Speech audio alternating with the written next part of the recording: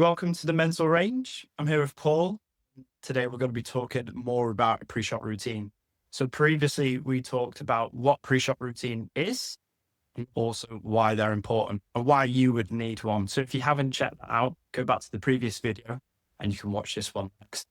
So today we're going to be talking about directing our attention. So it's really helpful and useful to have a pre-shot routine, but we need to develop the skills and notice when we're actually focusing on our pre-shot routine, when we're using, and when our attention is drifting away, and when we are focused on things that are unhelpful or irrelevant to the task. So, Paul, we're going to open quite generally in terms of where should we be directing our attention during the routine, during that pre-shot routine? Yeah, so I guess firstly, it's no good having a routine if you're not really focused on it. So if you're just going through the motions and just doing things, that's not going to really help you to focus because as we've said on other videos, yes, shooting is massively about technical skill. If you don't have technical skill, you're not going to improve or get any better or hit many targets. But once you've got your technical ability, it's about your attention and focusing on the task correctly and focusing on the right things in the right moment. So quite simply, where the attention should be really depends on where you are at in the shot process. So if you've just taken your shot and you've just finished, maybe you just need to acknowledge what's just happened to park it and say, right, that's done, that's finished. I can't change it. I need to move on. But then while you wait for your turn again, it's okay to let your attention drift. Because if we think of attention like a finite resource, think about the fuel tank on your car. So if you're spending your whole competition really focusing and thinking and making your brain work really hard, or you're trying to suppress lots of thoughts, ignore lots of feelings, that's just using up this resource, which you need to use for when you're really focused on the task at hand. So when you've just had your shot, you can let your brain drift once you close the loop on the previous one. And then as it's about to become your turn again, okay, and again, this depends on what your discipline is, trap, ski, sporting, whatever it might be. This is where you've got to think about your understanding of your own discipline. You'll start to dial up your attention. And I talk to people about this idea of a dimmer switch. And this dimmer switch, like you would have in your living room or your kitchen to turn your lights up and down. Think of, instead of lights, think of how you adjust your levels of attention. And then you just start to think about, what do I need to do?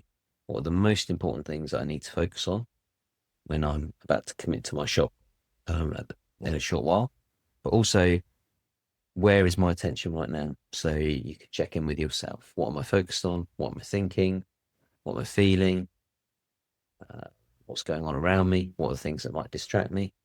And you're trying to just gradually funnel down the attention. So by the time it becomes your turn, you're really focused on the job. So post shot, let your attention drift once you've shut down the previous one.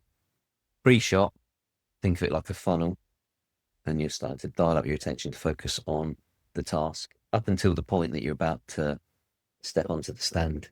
Attention will be at its narrowest, the most focused, where really you're just trying to pay attention to the task at hand and everything else that will be going on around you.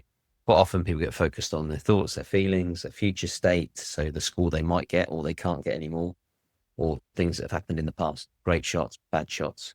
That's all stuff that you need to be parking and dealing with before the standard. We'll talk about how you do that in future videos, but in this first instance, it's about narrowing your attention and making sure you treat your attention as a finite resource. How's that sound, Alex? Does that Yeah, align with your thoughts? yeah, definitely. And I think at the end where you're talking about sort of like dealing with those types of maybe thoughts or feelings that showed up in our previous earlier on in the series, we talked about sort of acceptance of some of those unhelpful thoughts, maybe pulling the athlete away from the task, pulling them away from the routine that they'll be focusing on. So you can go back and check that out, but we will do more in-depth videos around that. And in the last video as well, we talked about sort of internal and external focus of attention. As they're getting towards funnel, we sort of cast in their focus of attention externally, going towards the target rather than focusing on those internal aspects in terms of maybe their thoughts or their feelings. So a sort of way to think about it for people that links in with both videos. And I think a lot of people sometimes wonder what's most important or where they should be directing their attention towards. At what moment do they decide where to put the attention? What should we be directing our attention towards and within the routine or within that shooting process? Yeah, no, it's a good question. So I guess the brain's always setting lots of traps for us because it wants us to be aware of things that we're worried about and that might go wrong. So it'd be easy to start to focus on thoughts, feelings, all of that sort of thing, and thinking that they are the most important thing to pay attention to in the moment and trying to get rid of them, which is obviously quite counter to what you and I speak to people about. So instead, in those moments, if you used your pre-shot routine effectively, it's also a process to address and acknowledge those unhelpful and unwanted thoughts and feelings. But it gives you a choice point. You meet a point in that moment where you say, I'm going to choose exactly what to do right now and where to focus my attention. And that's where you need to start to reinforce in the most simple way, not in loads of detail, because that's going to break down the skill, but reinforce in the most simple way. How do I make the best possible shot that I can? What are the core components that are required for me to break this target now?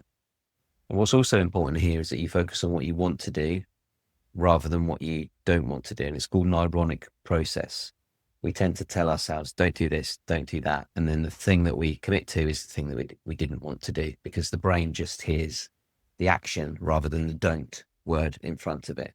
So an ironic process would be reinforcing action and the assertive, positive action you want to take. Do you have any examples, maybe from your own experiences, Alex, of what we're trying to reinforce here? So an ironic process, but then what you would like to actually do instead. Yeah, I think the classic example from psychology is around that sort of don't think of pink elephant. Actually, not to think of pink elephant immediately. That's what appears in your mind. I think when you're working with clients out in the range, take a sporting example, for example, they're looking out and they're thinking, right, okay, this target, maybe they're perceiving it as easy or slow, and they're reinforcing with themselves, like assist in front, assist in front. Inevitably, they go on and they do the unfavorable behavior and they miss that target in front because that's what they had been reiterating not. And as you mentioned, don't miss this in front ends up being less of a focus than the missing in front part. So with them, it's about understanding what they actually want to do in that moment. So it might be sort of come through the line of the clay or watch it break or any of the language that they would commonly use to help instruct and direct their attention towards what they want to do, not what they don't want to do. So it'd be great to hear about what your ironic processes are. What have you noticed maybe you're focusing on that you don't want to? How could you maybe reframe them better and some aspects that you would like to focus on? So we talked about don't snatch, don't loop, don't miss in front. How could you reframe those into something that is more favorable, something that's more helpful, that helps direct your attention? And I think commonly we have lots of distractions around performance. We might have those distractions of missing a few targets. We might have people talking, people watching. Other common distractions might be thoughts around scores, shoot really well at opportunity to win, also shoot really poorly. All of these different distractions are pulling your focus of attention away from perhaps the task and attention away from your routine, your pre-shot routine. So thinking about what score you might finish on is not going to be as helpful as thinking about what you need to do in that moment on the stand. So, Paul, how do we become more skilled at knowing where our attention is? How do we begin working on our sort of direction of attention? Have you got any exercises for our viewers?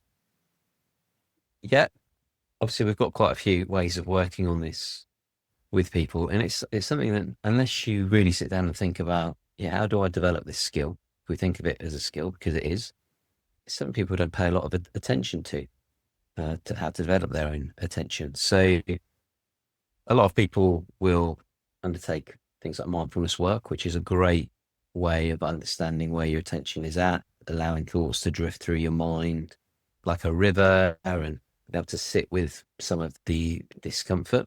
But I think people are really interested in how they can do this on the range. So the mindfulness work is great to do away from the range.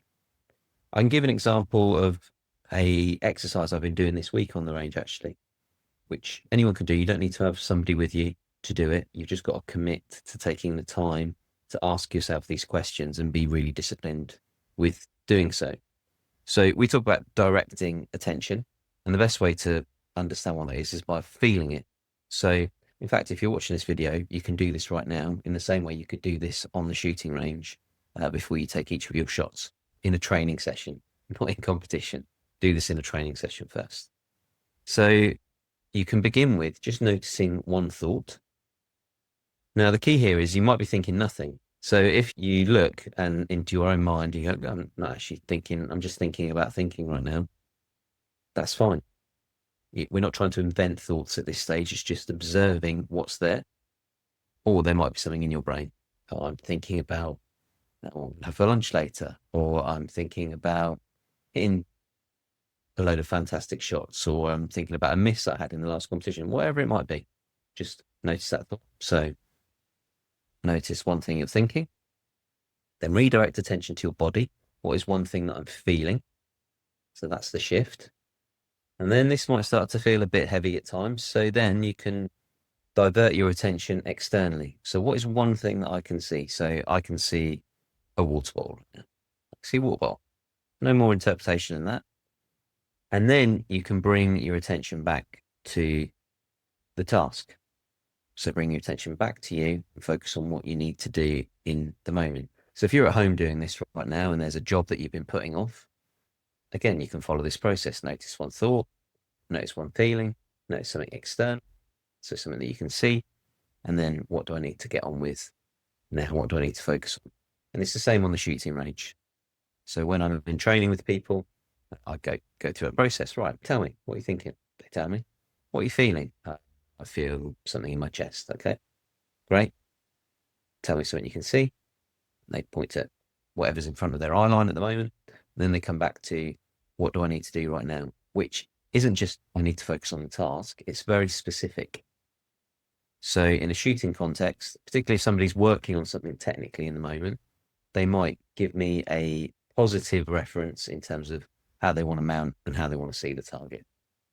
What they don't tell me is what they shouldn't tell me is what they don't want to do.